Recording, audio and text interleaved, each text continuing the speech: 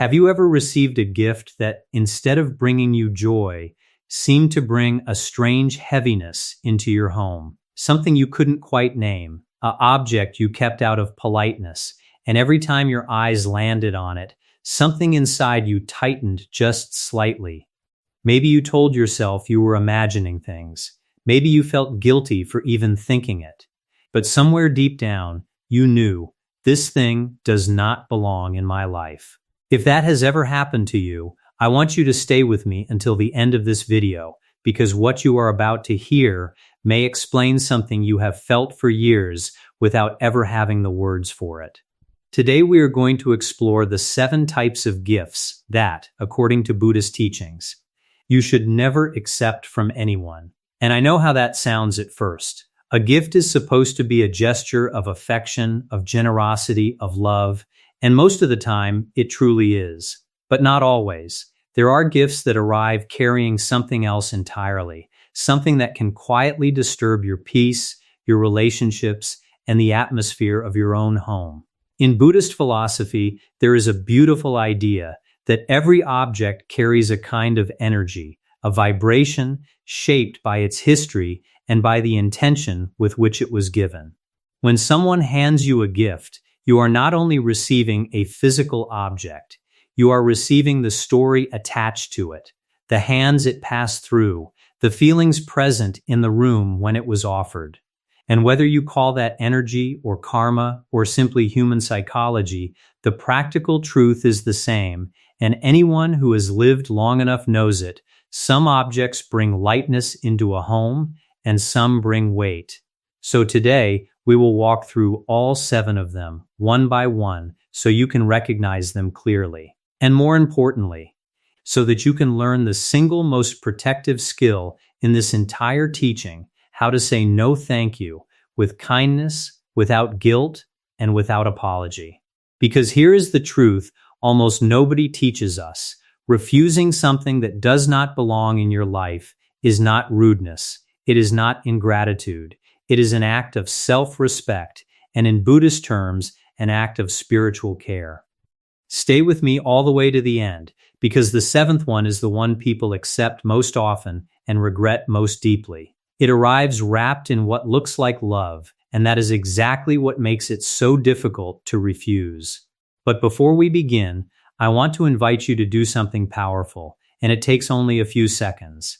Since this entire video is about protecting your energy and choosing what enters your life, let us begin by consciously calling in what we do want.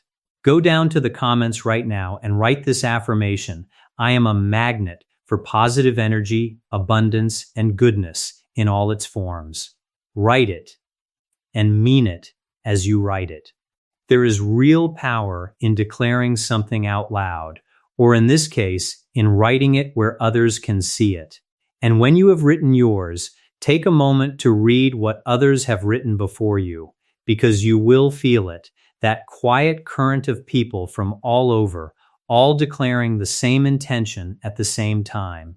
Let us build a chain of prosperity and protection together, right there in the comments. And do me 2 more small kindnesses. Give this video a like, because it genuinely helps these teachings reach someone who may right now be holding an object they know they should let go of. And subscribe to the channel and turn on notifications so we can keep walking this path together. If these videos have brought you real value and you would like to support the work, you can also become a member of the channel. Membership is what allows me to keep researching, writing, and producing this content for you every week, and every single member makes a genuine difference. Whether you join or not, you are welcome here, and I am grateful you came. And tell me as well what city and state you are watching from and how old you are, because I read every single comment, and it means a great deal to know who is here with me. Before we get to the 7, let me lay the foundation, because without this, the rest is just a list of rules, and rules without understanding never protect anyone. In Buddhist thought, everything that exists carries a vibration, and objects are no exception. A wooden bowl carved by someone in a state of joy is not the same as an identical bowl carved by someone in bitterness. even if a scientist could measure no difference between them. The teaching says that the intention present at the moment of creation and at the moment of giving leaves a kind of imprint. Now, whether or not you take that literally, I want you to notice how deeply true it is on the human level, because this is where the teaching stops being mystical and becomes intensely practical. Think of a photograph of someone who hurt you. The paper is harmless, the chemicals are neutral, and yet the moment you see it, your chest tightens, your breathing changes, your mood shifts. The object itself did nothing, but the object is a doorway, and through that doorway comes an entire history. This is what the Buddhist teaching is pointing to. Objects are anchors. They tether us to people, to memories, to obligations, to versions of ourselves we may have outgrown. And here is why this matters so much for the space you live in. Your home is meant to be a sanctuary. It is where you sleep, where you recover, where you let your guard down. It is the one environment in the world that should be entirely on your side. Every object inside it is either supporting that sanctuary or quietly working against it.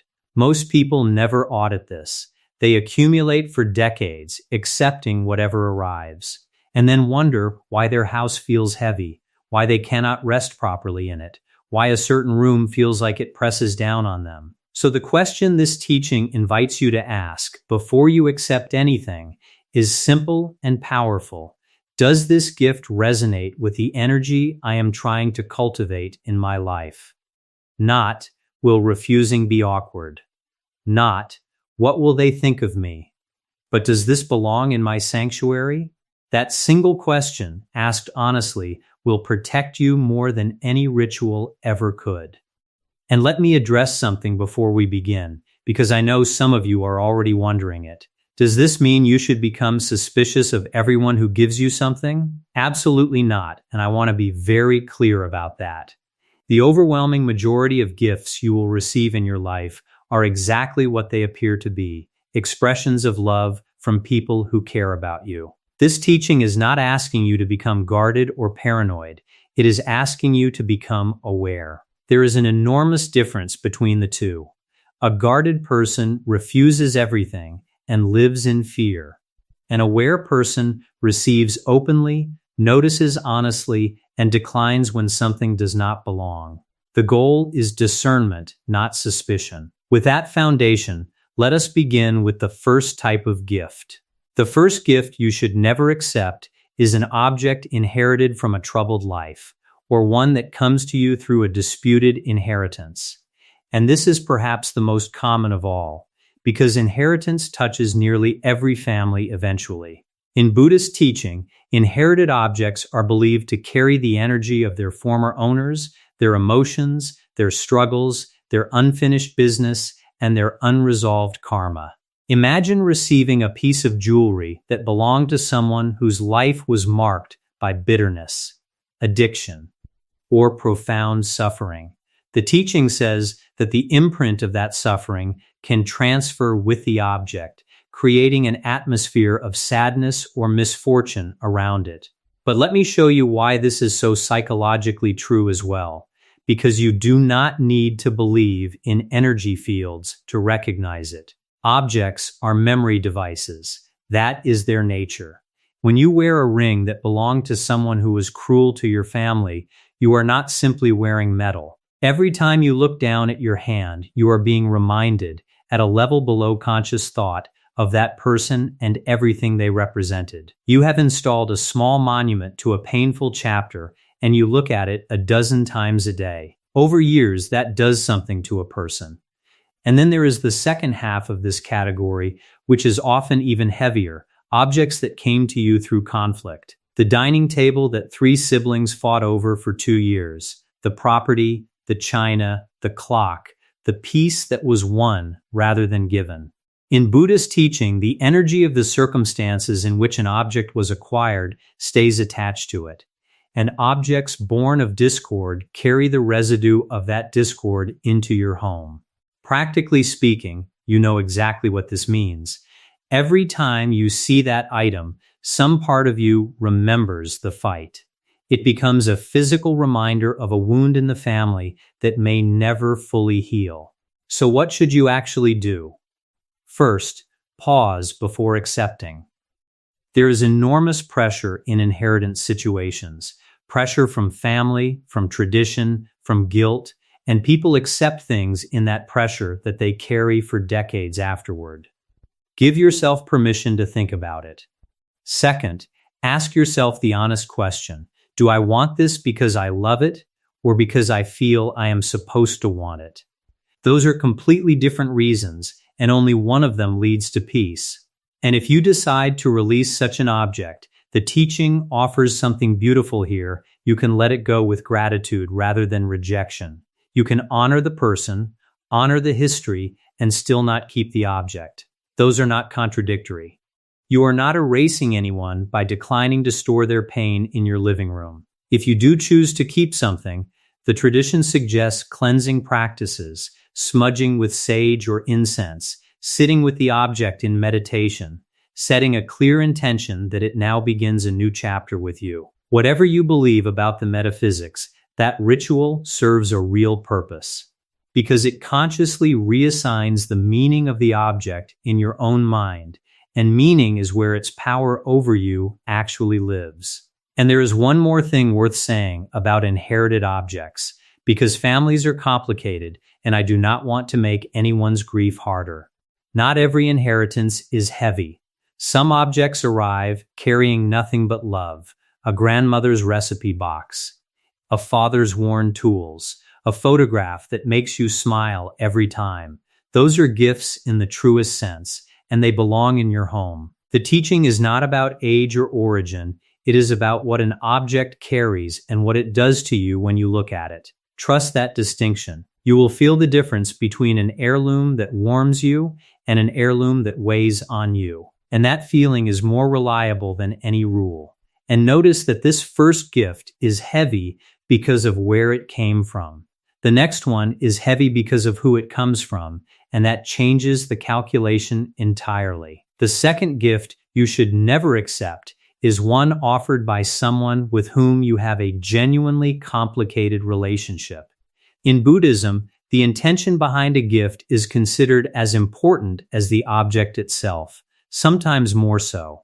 When a gift comes from someone with whom there is tension, resentment, or an unresolved history, the teaching says the energy of that relationship seeps into the object, and in accepting it, you may be opening a door to feelings and vibrations you do not want in your life.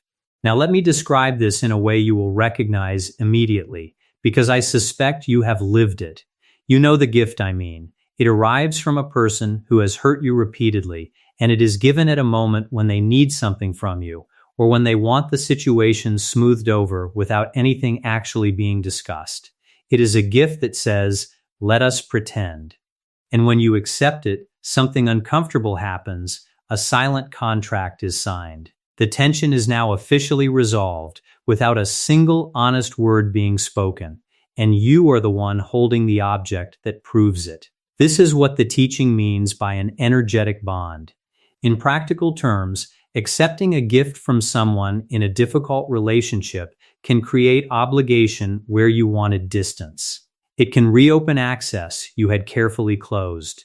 It can keep the cycle alive, because now you owe a thank you, then a visit, then an explanation of where the item is, then another exchange. What looked like a small object was actually a thread, and threads are how entanglements are rebuilt. So how do you handle this wisely? Ask yourself the essential question. What is the true motivation behind this gesture? Is it genuine repair, offered alongside real accountability and changed behavior? Or is it a shortcut, a way to buy silence, a purchase of the appearance of peace? Those look nearly identical from the outside, and they could not be more different underneath. Genuine repair is accompanied by conversation. Manipulation is accompanied by pressure to move on. And if you sense the second, it is entirely acceptable to decline. Politely, warmly, without accusation. You do not need to deliver a speech. A simple, I appreciate the thought, but I cannot accept this, is complete.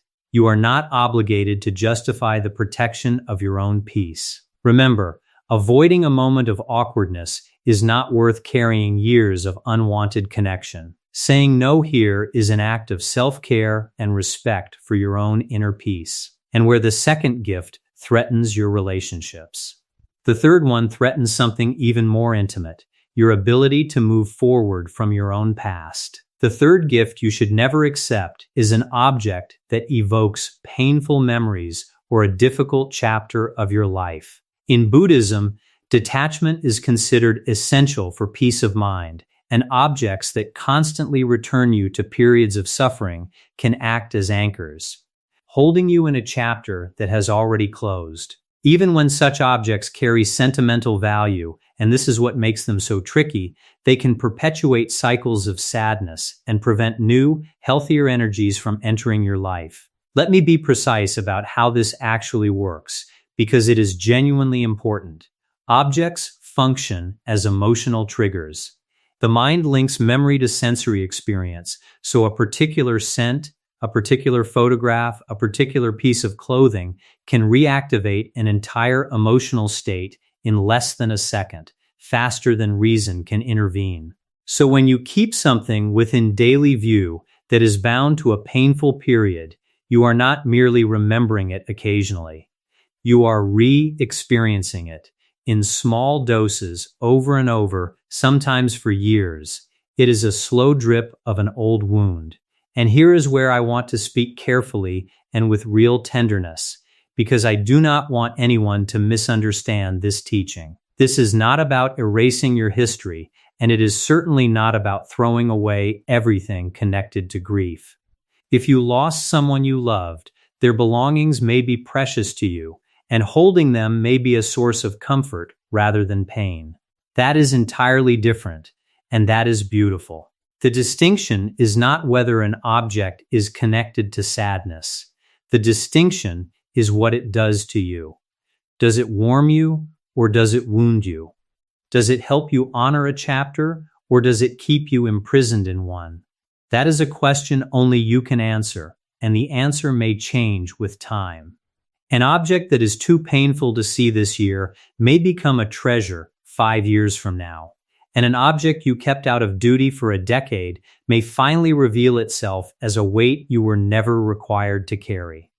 So if someone offers you a gift that pulls you back into a painful chapter, reflect carefully on what it will do to you daily, not just what it means symbolically. And for objects you already own, you do not always have to choose between keeping and discarding. There is a middle path, and it is genuinely wise. Store it somewhere less accessible. Put it in a box, in a closet, out of daily sight. If in a year you have not thought about it, you will have your answer. If you find yourself wanting it back, you will have that answer too. Releasing what wounds you, whether by donating it or simply moving it out of view, is not disrespect to your own history.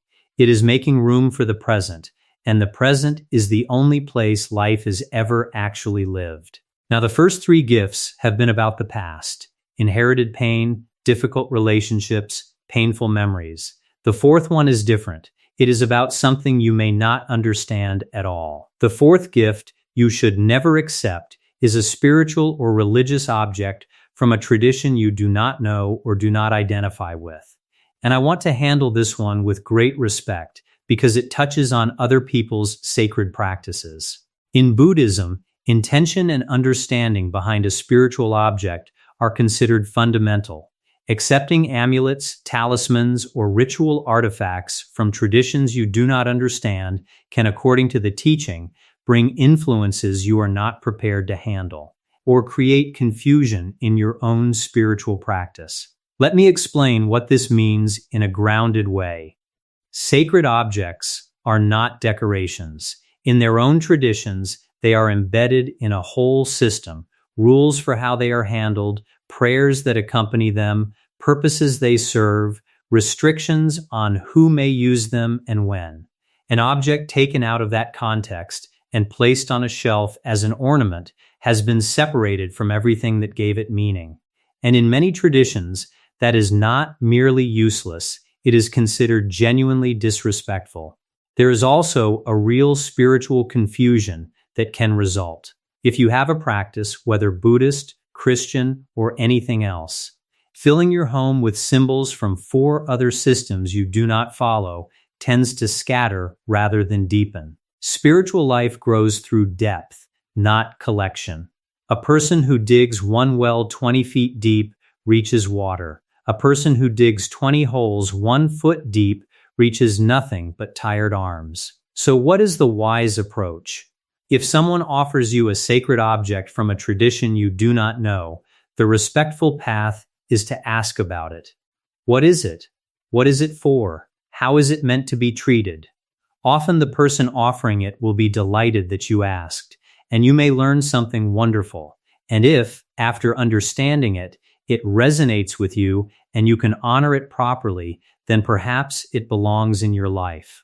But if it does not resonate, or if you would be unable to treat it with the respect its tradition requires, then declining is not rejection, it is reverence. You are saying, this is too sacred to be treated as a knickknack in my hallway. Protecting your spiritual space is an important part of self-care, and so is protecting the dignity of practices that are not your own. And now we come to the 5th gift, which is where the teaching moves from objects to something far more subtle, the invisible strings attached to them. The 5th gift you should never accept is the one that comes with conditions or unspoken expectations. In Buddhism, the purity of intention is considered essential in any act of giving. A true gift is given freely, with no hook in it. When something is offered with an expectation of return, whether that is a favor, loyalty, gratitude, or specific behavior from you, it has quietly stopped being a gift and become a transaction. Worse, it has become a tool of influence. And this one is worth slowing down on, because it is everywhere, and most people cannot name it even while they are living inside it. Here is how you recognize it. A real gift, once given, is released. The giver has no further claim on it or on you. You could donate it tomorrow and nothing would be owed. But a conditional gift stays attached to its giver forever. It gets mentioned. After all I have done for you. Do you still have that thing I gave you? I hope you appreciate what that cost me. The object becomes a receipt, and the receipt gets presented whenever leverage is needed. The feeling this produces has a name, and you may know it well: obligation. A low, persistent sense of debt. You find yourself agreeing to things you did not want to agree to, taking calls you did not want to take, tolerating behavior you would not otherwise tolerate, all because somewhere underneath, a ledger exists, and you are on the wrong side of it. In Buddhist terms, this compromises your serenity and your spiritual independence. In plain terms, it makes you less free. So how do you protect yourself? Learn to read the moment of giving. Genuine generosity feels light, it wants nothing back, and does not need you to perform gratitude. Conditional generosity feels heavy and often includes a pointed reminder of the cost, or is given publicly so that witnesses exist, or arrives at a moment when the giver wants something from you. Trust that feeling in your body. That subtle discomfort is not paranoia, it is perception, and generations of wisdom traditions have told us to listen to it. And if you sense the hook, you may decline. You can be warm about it. That is far too generous. But thank you truly, and if you have already accepted such gifts in the past, hear this clearly: you are not permanently indebted. A gift given with strings was never a real gift, and you did not sign a real contract. You are allowed to return it, release it, or simply stop treating it as a debt. Your autonomy was never for sale. And let me offer you one simple test that cuts through all the confusion here. Ask yourself, if I gave this away tomorrow or never used it, would there be consequences? With a real gift, the answer is no, because a real gift belongs entirely to you the moment it is given. With a conditional gift, you will feel the answer immediately, a small flinch at the thought, because some part of you knows that questions would be asked and feelings would be displayed. That flinch is your answer. Real generosity releases. Conditional generosity keeps a hand on the object forever. Which leads us naturally to the sixth gift, because sometimes the strings are not hidden at all. Sometimes they are attached to something so large that everyone in the room can feel the imbalance. The sixth gift you should never accept is the one that is excessively expensive or luxurious for the nature of your relationship with the giver. In Buddhism, simplicity and detachment from material possessions are valued as paths to peace of mind, and a gift far beyond the scale of a relationship can create an imbalance that quietly distorts it. When someone you barely know or someone you have a complicated history with offers something of very high value, the teaching advises you to pause and consider carefully what is actually happening. Notice the phrase that matters most there, for the nature of your relationship.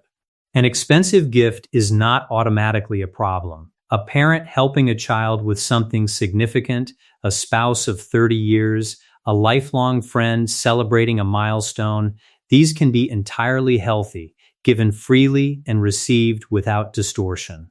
The warning is about proportion. When the size of the gift dramatically exceeds the depth of the relationship, that gap is where the trouble lives. Because here is what an oversized gift does to the dynamic between two people. It creates a debt you cannot repay. And a debt you cannot repay is a form of power. Whether the giver intended it or not, the relationship is no longer between equals. You will find yourself unable to disagree as freely, unable to set boundaries as firmly, unable to say no as easily. Some part of you will always be conscious of the ledger. In Buddhism, relationships are meant to rest on equality and mutual respect, and a gift that undermines that foundation, however generous it appears, has cost you more than it gave. There is also, sometimes, a harder truth underneath. Extravagant gifts can be an attempt to purchase something that should never be purchased: affection, loyalty, access, silence, or compliance. This is why older adults in particular are advised to be cautious here, because sudden lavish generosity from a new acquaintance is one of the oldest patterns in financial exploitation. If someone you have known for a short time is giving you things far beyond what the relationship warrants, that is worth examining closely and discussing with someone you trust. So if a gift arrives that feels too large, notice your own discomfort, because your discomfort is data. If it makes you feel indebted, uneasy, or watched, that feeling deserves your attention rather than your dismissal. And you may decline with grace, "This is far too generous, and our friendship does not need it." Preserving simplicity and authenticity in your relationships protects something more valuable than any object: the ability to be yourself with the people around you. And now we arrive at the seventh and final gift, the one I promised you at the beginning, the one that is accepted most often and regretted most deeply because it arrives disguised as love. The seventh gift you should never accept is the one offered in the heat of a conflict or immediately after one. In Buddhism, the emotional state at the moment of giving is considered essential because the energy present when something is offered transfers into the object. A gift given right after an argument or during a period of tension may be loaded with the residue of that moment: anger not yet resolved, guilt not yet processed, tension not yet released. And accepting it can carry those vibrations directly into your emotional space. But let me tell you why this one is truly the most important on this list, and why I saved it for last. It is not really about the object at all. It is about what the object replaces. When someone hurts you and then hands you a gift instead of an apology, something profoundly damaging occurs. The conversation that needed to happen does not happen. The gift arrives as a substitute for accountability. And once you accept it, the matter is considered closed by everyone except the part of you that is still hurt. And that part does not disappear. It goes underground.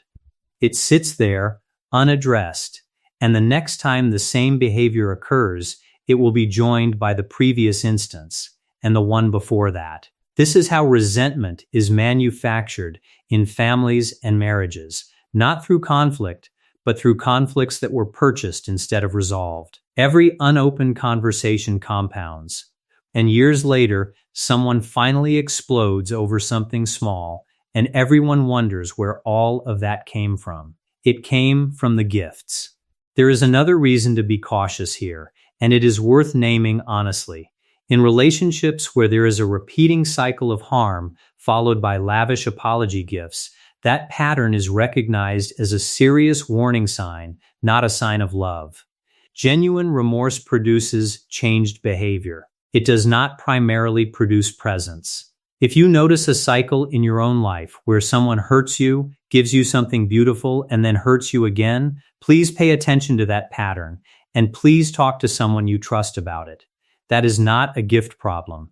That is something much more serious, and you deserve support with it. So what is the wise response when a gift appears in the middle of tension?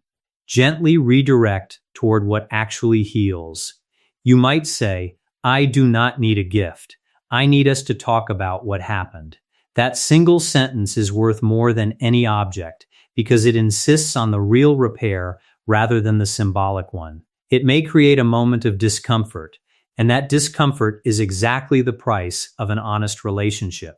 And if you are the one who caused the hurt, this teaching cuts both ways, and it is worth hearing. Do not send the flowers instead of the apology. Send the apology.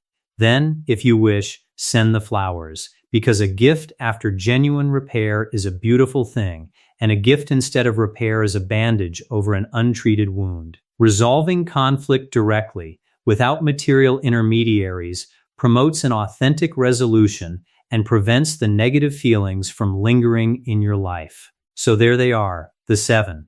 Objects inherited from troubled lives or disputed inheritances. Gifts from complicated relationships. Objects that carry painful memories.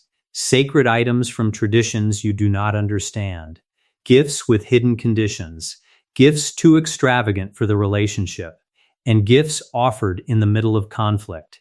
And now that you can recognize them, let me talk about what to actually do with all of this. Because recognition without action changes nothing. Start with your own home and do it gently. Walk through the rooms you live in most slowly and look at what is there. Not with judgment and not with anxiety, but with honest attention. Pick up an object and notice what happens inside you. Some things will produce warmth, some will produce nothing at all, and some, you will discover, produce a small tightening, a subtle heaviness you have been walking past for years without ever consciously registering it. Those are the ones this teaching is about. You are not looking for cursed objects. You are simply noticing which things support your peace and which quietly work against it. And then, ask yourself the honest question about each one. Why is this here? Sometimes the answer is love. Sometimes it is beauty. Sometimes it is usefulness. And sometimes the honest answer is guilt, or obligation, or fear of what someone would say if it were gone. That last category deserves your attention, because those objects are not really yours. They are occupying your sanctuary on someone else's behalf. You have several options, and none of them require drama. You may keep something and consciously reassign its meaning, choosing to see it as beginning a new chapter with you. You may cleanse it in whatever way your own tradition suggests, whether that is incense, prayer, sunlight, or simply cleaning it thoroughly with care and intention. You may relocate it out of daily view and let time give you clarity. You may pass it on to someone who will treasure it, or you may release it entirely with gratitude rather than resentment. All of these are legitimate. What matters is that the choice is conscious and that it is yours. And I want to say something important about guilt here, because guilt is what keeps most people trapped with objects they do not want. You are not betraying anyone by declining to store their pain in your home. You are not dishonoring the dead by letting their belongings go to someone who needs them. You are not being ungrateful by returning something given with strings. The memory of a person lives in you, not in their furniture, and no one who genuinely loved you would want their possessions to become a weight on your shoulders. Release the object, keep the love. Those were never the same thing. Now let me speak to the deeper skill running underneath this entire teaching. Because if you take only one thing from this video, let it be this: learn to say no thank you, gracefully. This is genuinely difficult for kind people, and the kinder you are, the harder it tends to be. We are taught from childhood that refusing a gift is rude, that we must accept graciously, that our discomfort matters less than the giver's feelings. And so we accept things we do not want from people we do not trust, and we carry them for years. But here is the reframe that changes everything. Declining is not rejection of the person. It is a decision about your own space. You can be enormously grateful for the thought and still not take the object. Those are two separate things, and confusing them is what traps people. A simple, warm sentence is usually enough. That is so thoughtful of you, but I really cannot accept it. You do not owe a full explanation, and the moment you begin explaining, you invite negotiation. Kindness plus brevity is the formula. And if refusing outright is impossible, in some family or cultural situations it genuinely is, then accept graciously and release quietly later. There is no rule that says an object must stay in your home forever simply because it entered it. You may thank someone sincerely and then, in time, pass the item along to someone who will love it. That is not deception. That is navigating human relationships with both kindness and self-respect, which is exactly what wisdom looks like in practice. Now, I want to add one honest and gentle note before we close, because I care about you beyond this screen, and because a teaching like this can be taken too far.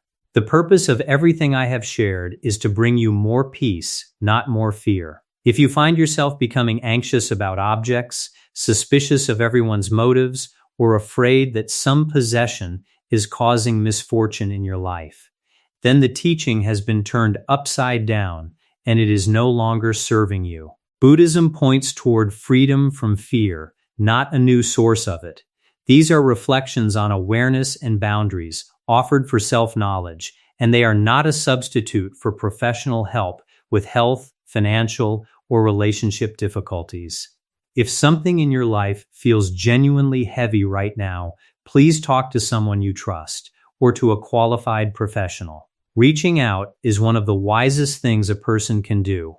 And here is the truth that sits beneath all 7 of these teachings, the thread that connects every one of them. This was never really about objects. It was about permission. Permission to decide what enters your life. Permission to trust your own discomfort. Permission to protect your peace even when protecting it is momentarily awkward. Most people spend decades accepting whatever arrives from whoever offers it because they were never told they were allowed to do otherwise. Consider this your notice. You are allowed. Your home is a sanctuary, and you are its guardian, not its prisoner, not its curator on someone else's behalf. Its guardian. Every object within it should either serve your peace, or serve your joy, or serve your purpose.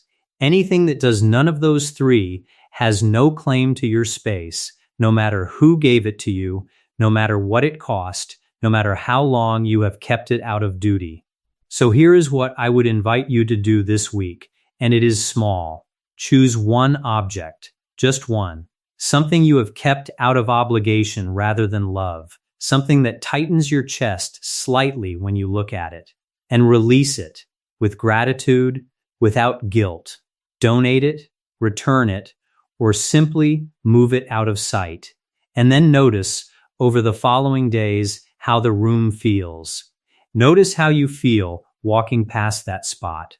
Most people are genuinely surprised by how much lighter one small act of release can make an entire home feel, and how quickly the courage to do it again follows. Because the power really is in your hands. Only you can decide what deserves a place in your life and your home. Only you can decide what you carry and what you set down. When something does not feel right, the decision to refuse it is not selfishness, and it is not superstition. It is self-care, and it is spiritual protection, and it is a kind of quiet wisdom that will serve you for the rest of your life. And remember the affirmation you wrote at the beginning of this video, because it belongs here at the end too. When you clear what does not serve you, you are not simply removing something. You are making space. Abundance has never been able to enter a life that has no room left in it. So every object you release with gratitude, every gift you decline with grace, every boundary you hold with kindness is an invitation. You are telling life, I have made room. Send me what is truly meant for me. And in my experience, life tends to answer that kind of invitation. Thank you so much for spending this time with me today.